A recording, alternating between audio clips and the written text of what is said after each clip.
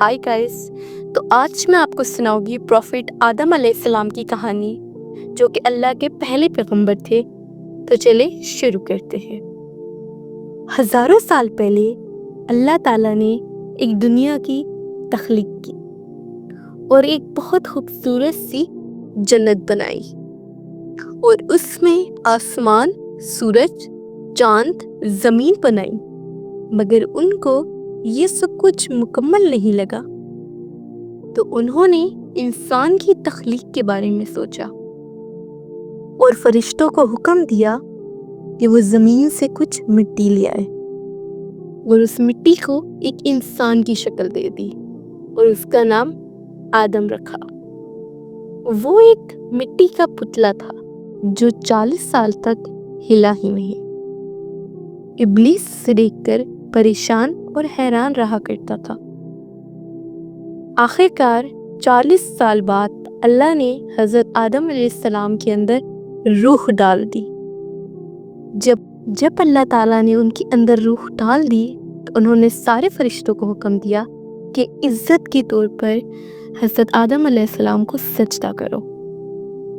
सारे फरिश्तों ने एक एक करके हज़रत आदम अलैहिस्सलाम को सजदा किया, सिवाय इब्लीस के, क्योंकि इब्लीस अपने आप को उनसे ज़्यादा बेहतर समझता था और होशियार भी।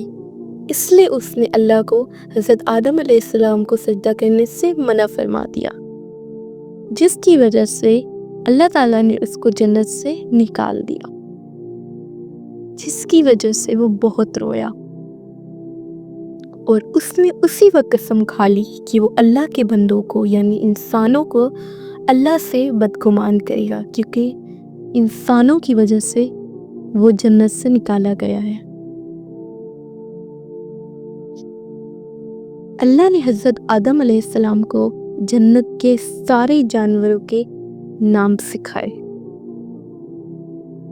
जैसे कि शेर, हाथी, भेड़ वगैरह वगैरह।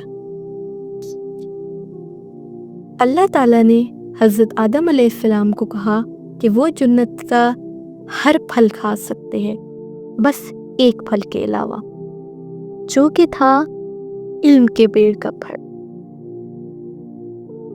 अल्लाह ताला ने हज़रत आदम अलैहिस्सलाम को इल्म के पेड़ का फल खाने से मना फरमाया था।